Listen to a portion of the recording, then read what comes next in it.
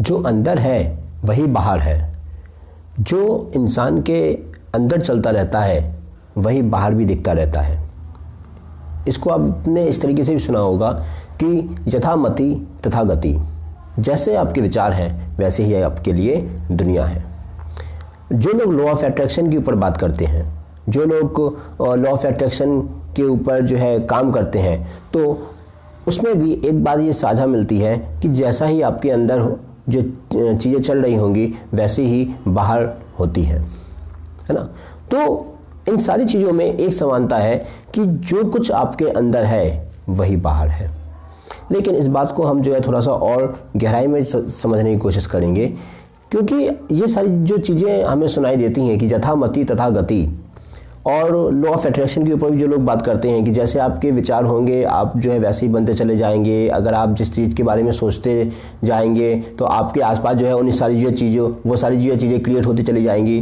ठीक है, तो ये सारी जो चीज़ें हैं, ये सारी बातें भौतिकता के तल पर हैं।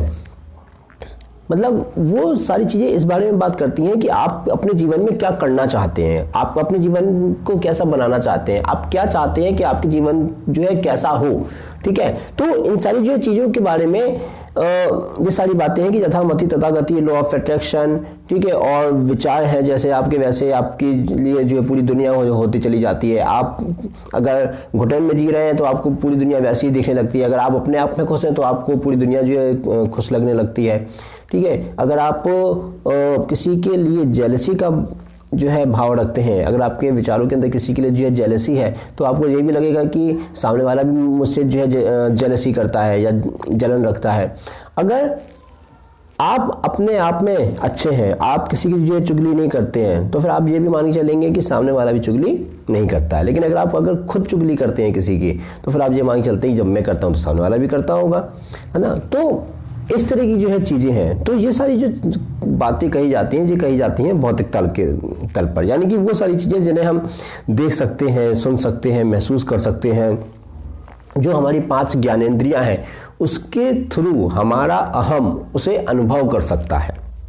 ठीक है, क्योंकि जो अनुभव होता है, जो काम होते हैं, जो क्रियाकलाप होते हैं, कुछ भी करने की भावना होती है, कुछ करने की इच्छा होती है, कुछ हो जाना होता है, होनी जिसे कहते हैं, तो वो सारी चीज़ें जो है मन के लिए होती हैं, वो सारी चीज़ें अहम के लिए होती हैं और किसी चीज़ के लिए नहीं होती हैं। ठीक है, लेकिन हमारे अंदर मन के पीछे भी कुछ है जहाँ से मन जो संचालित हो रहा है।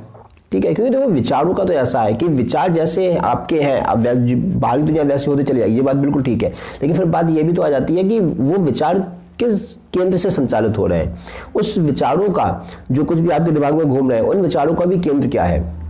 जैसे होता है ना, देखो इंसान अपनी जिंदगी में जो कुछ भी करता है वो किसी एक चीज़ को सेंट्रलाइज करके करता है।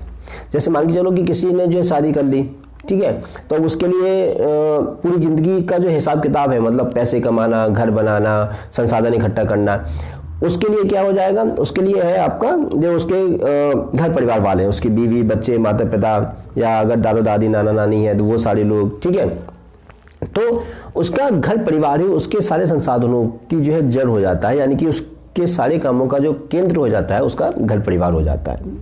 जो लोग शादी नहीं करते हैं, जो लोग अध्यात्म के क्षेत्र में जो है निकल जाते हैं, तो और जिन लोगों के अंदर अब फिर यह आ जाता है कि यार अपने लिए जितने संसाधन हैं उतने मिल रहे हैं और उन संसाधनों में भी जितने कम से कम में काम चलाया जा सके उतना अच्छा है, तो जिनके अंदर ये भावना जो है विकसित हो जाती है, वो उनके लिए केंद्र हो जाता है अध्यात्म।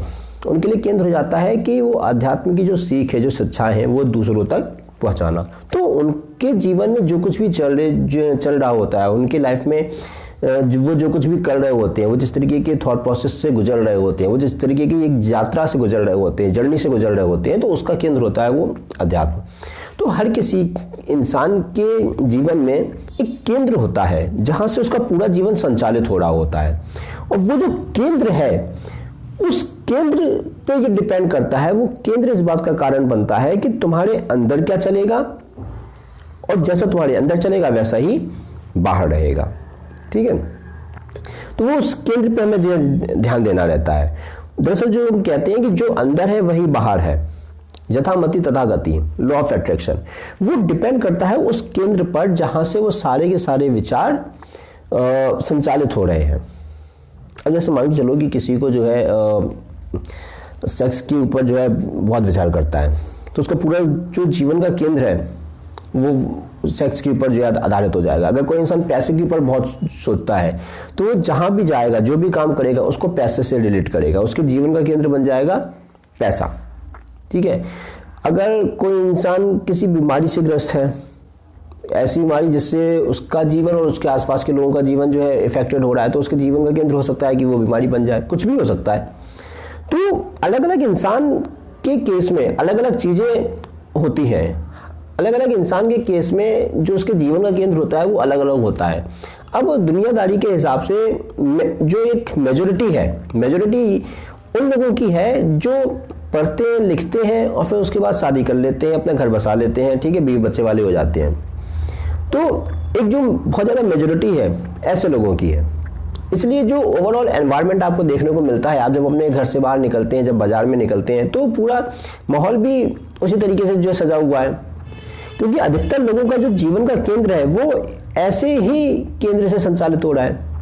लेकिन उसके पीछे भी जो कुछ है, मतलब मन में जो विचारों का भी जो केंद्र है, ठीक है, और उसके पीछे भी जो एक गहन सत्ता बैठी हुई है, जिसे हम चेतना कहते हैं, जिसे हम कॉन्शियसनेस कहते हैं, तो वो हमारे अंदर भी है, क्योंकि उसी के कारण तो तुम हो।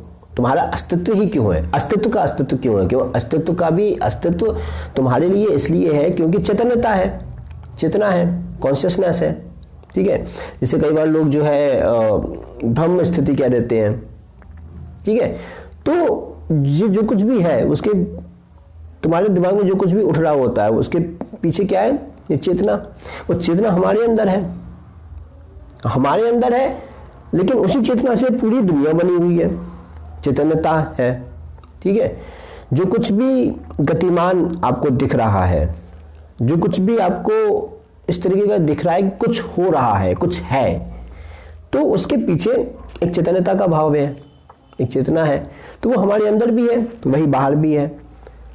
मन हमारे अंदर है, मन के कारण हम विचार हमारे अंदर है, और उन्हीं विचारों का जो प्रभाव है मन बनकर, वही बाहर भी है।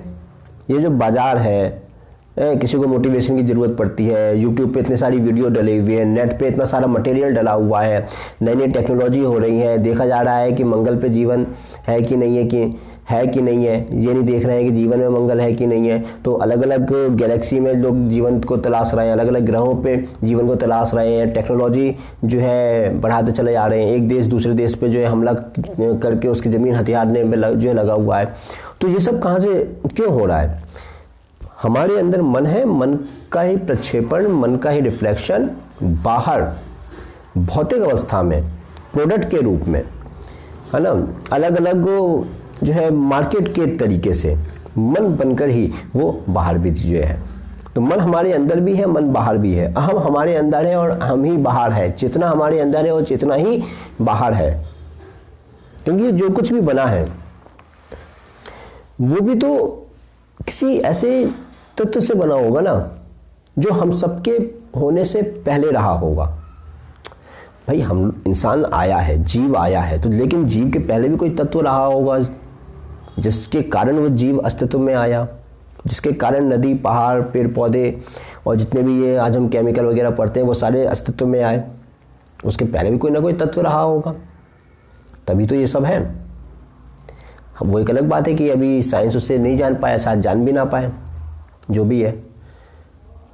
तो वही तो इंसान के अंदर बैठा हुआ है, क्योंकि इंसान भी उसी से बना है और बाकी चीज़ें भी उसी के कारण है, तो वही बाहर भी है। अब आप इसे मन कह दो, चाहे अहम कह दो, चाहे चेतना कह दो, चाहे सत्य कह दो, चाहे ब्रह्म कह दो, चाहे आप इसे कुछ भी कह दो, लेकिन वही है ना, इंसान के अंदर जो है वही इंसान के बाहर है।